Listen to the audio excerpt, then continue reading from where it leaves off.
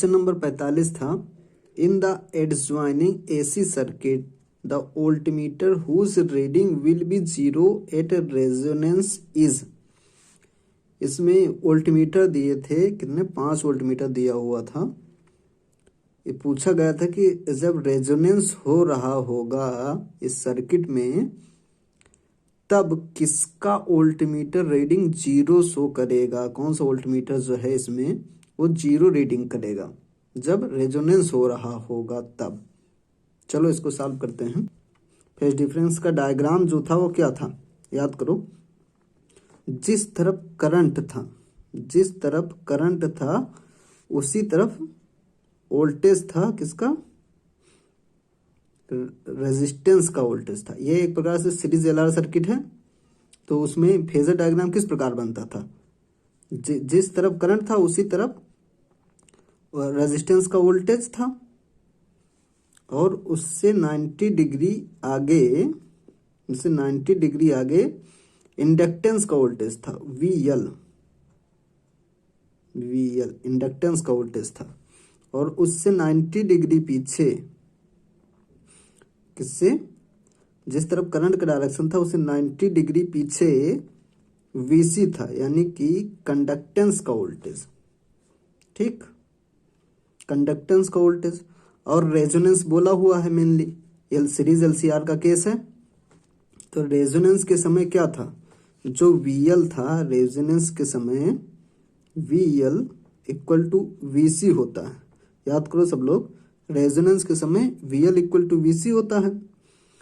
तो यहाँ पर देखो VL ऊपर और VC नीचे, एकदम से 180 डिग्री पर रहते हैं। इसमें सीरीज LCR सर्किट में 180 डिग्री पर VL VC रहते हैं और दोनों इक्वल रहते हैं।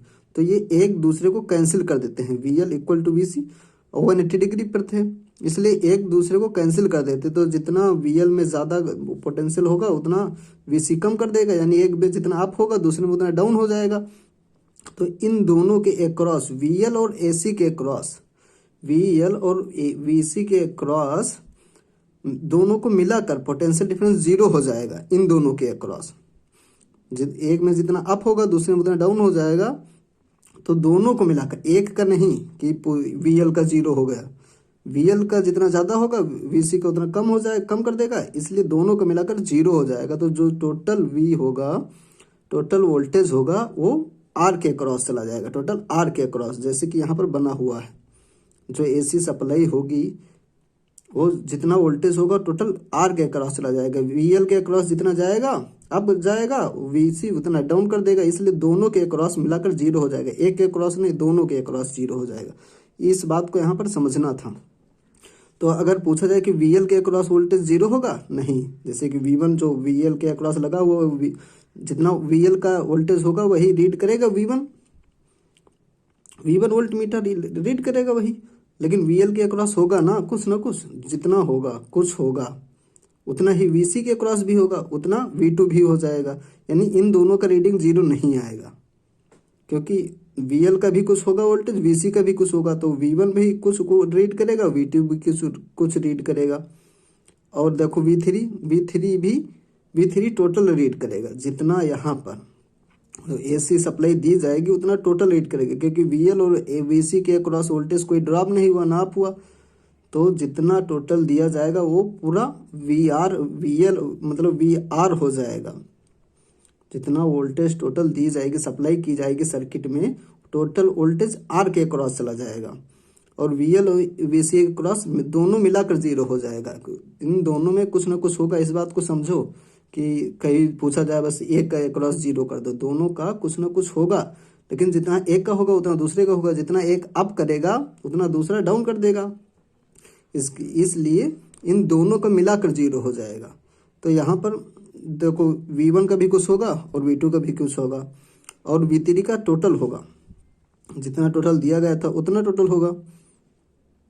और V5 का देखो, इसमें तो इन तीनों का ऑप्शन में तो होगा नहीं। V5 का देख लो, V5 का होगा, V5 का कितना होगा, जितना V3 का होगा उतना ही V5 का भी होगा, क्योंकि ये इन तीनों के अक्रॉस लगा हुआ है ना। तो टोटल वोल्टेज इसका भी हो जाएगा, इसका भी कुछ ना कुछ होगा। V4 को देखो, V4 VL और VC के अक्रॉस लगा हुआ है, ये 0 हो जाएगा, क्योंकि V4 जो है जितना L में अप होगा उतना C में डाउन हो जाएगा, जितना L में अप होगा C में डाउन हो जाएगा टोटल। तो इनके टोटल एक्रॉस VL और VC के एक्रॉस 0 हो जाएगा, टोटल 0 होगा। और ये जो V4 है वही वो टोटल रीड कर रहा है VL और VC का, इसलिए इसमें V4 का 0 हो जाएगा। अगर एक का पूछा जाएगा तो 0 नहीं होगा, V1 का जैसे L का 0, AC का 0 नहीं होगा। V1 और V2 कुछ ना कुछ रीड करेंगे, लेकिन जो V4 है वो कुछ भी रीड नहीं करेगा, उसकी रीडिंग 0 हो जाएगी, क्योंकि जितना L का अप होगा उतना VC का डाउन हो जाएगा। मैंने कई बार बात बोली, लेकिन इसको ध्यान रखो, ध्यान रखने वाली बात है, नीट में आ सकती है क्वेश्चन इस प्रकार से। और फ्रेम कर सकता है कि किसमें कितना बराबर होंगे, इसमें दे देगा, पूछ लेगा कि किसमें कितना बराबर होगा, तो वो भी ध्यान रखो।